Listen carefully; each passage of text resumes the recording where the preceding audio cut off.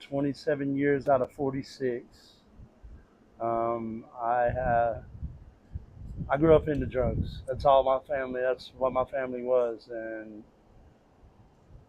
my mom has dealt dope my whole life. She did, and that was the reason why I never got into doing that, because I just watched her and I didn't want no part of it.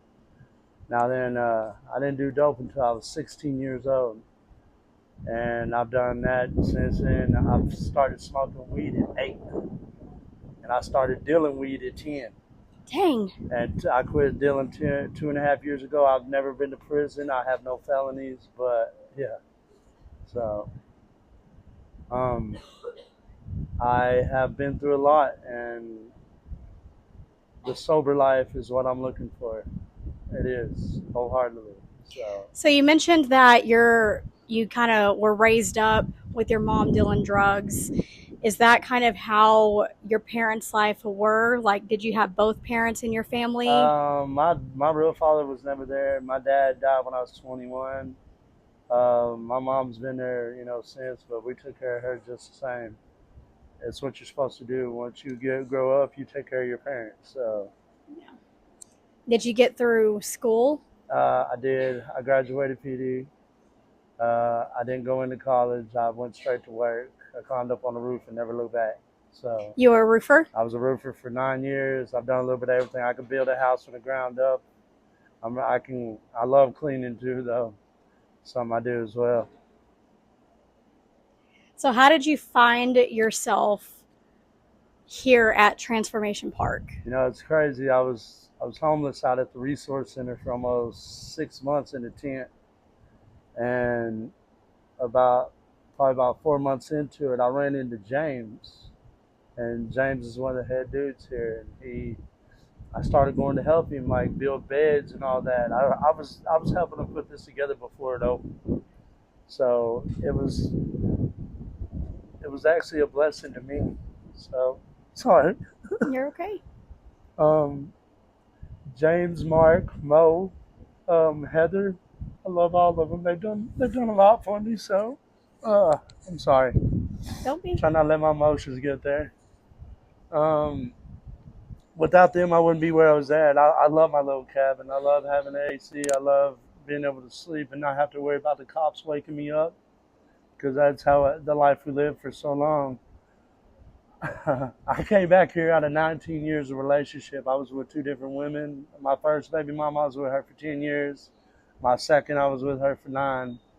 She hit me 27 times in my face. I never touched her once, because I was taught not to hit women. That's not what we're supposed to do. And I'm glad I got out of that situation, because it was bad. Nobody should ever be hit. Yeah. Love is not about that. So I'm going to rewind a little bit. Coming out into life, you want to know what I thought love was? Getting your ass beat every day.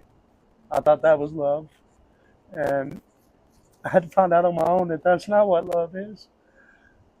But that's what my mama taught me, because I would keep my mama from hitting my brother and sister. I'd make her hit me, because I grew up with 9 uncles. She couldn't hurt me.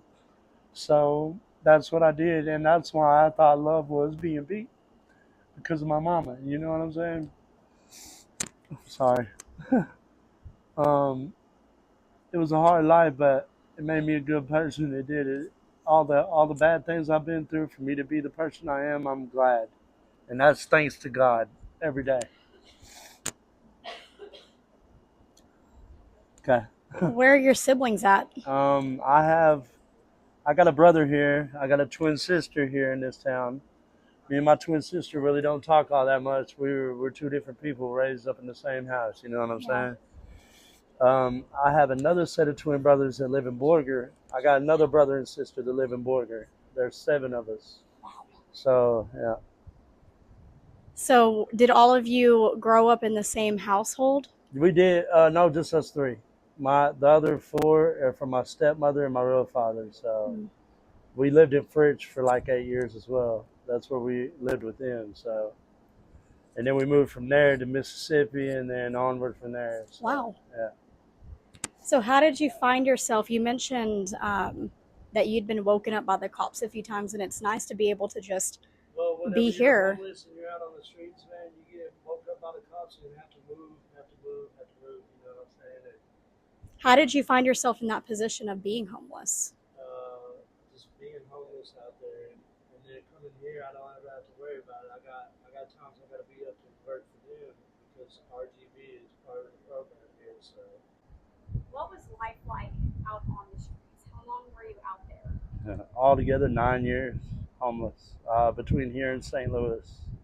St. Louis is a whole different ball game compared to here, but this is one of the most beautiful things I've ever seen. Is what they're doing right here. So yeah, this transformation park is something else. I'm lucky.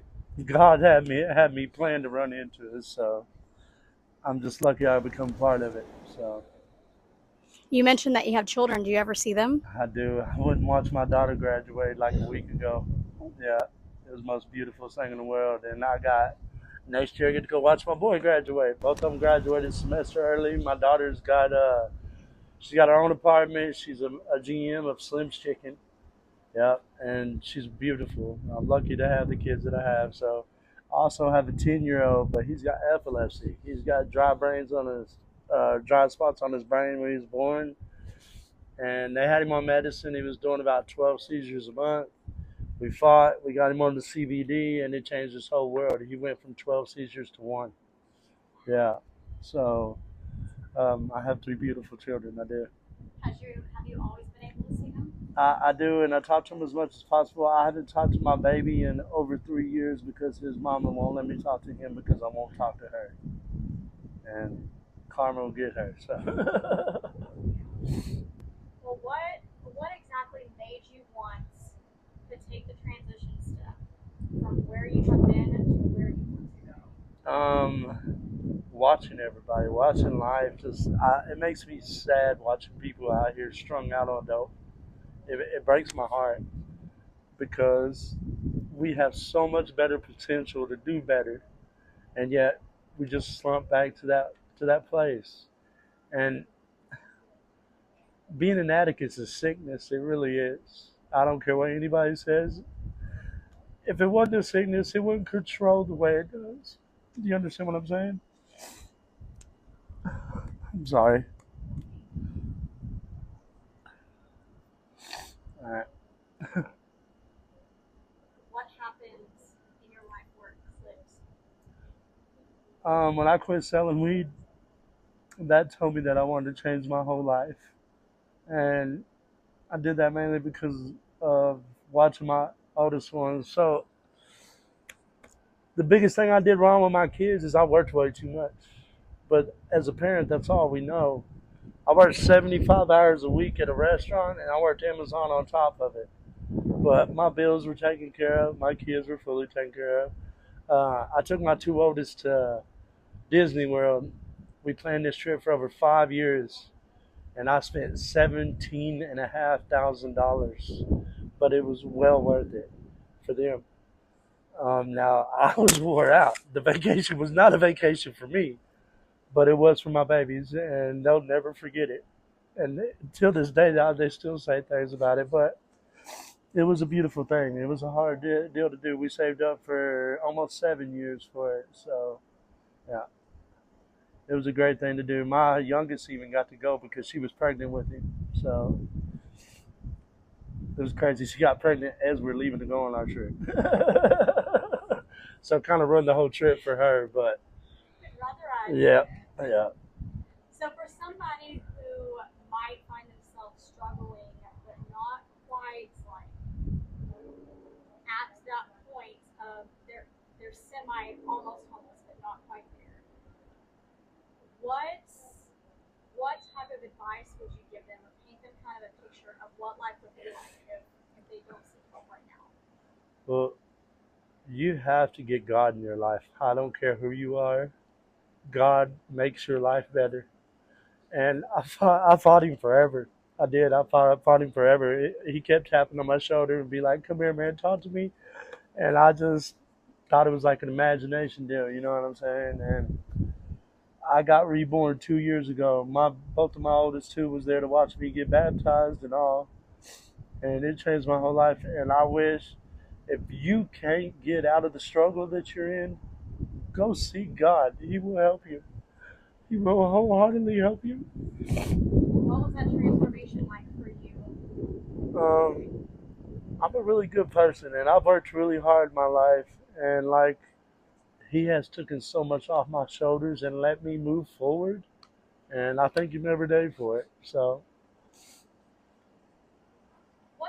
What made you decide to believe in God and to give your life to Him? um, because I've tried the other way so long for so hard, and it's just like spinning your tires. You're not gonna get nowhere.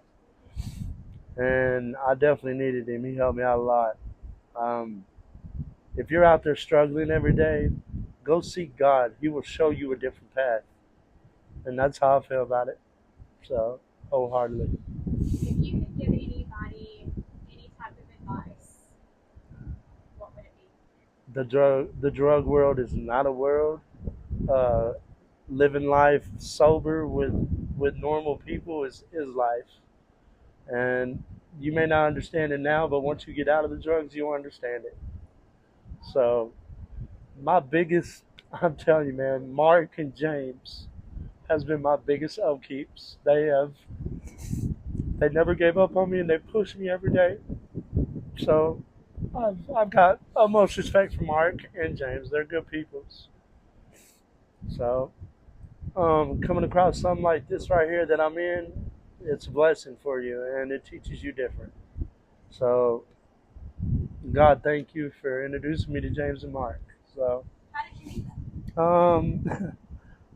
it's crazy. I met James at the park. Every Sunday we go to Elwood Park, and they feed us and they give us groceries.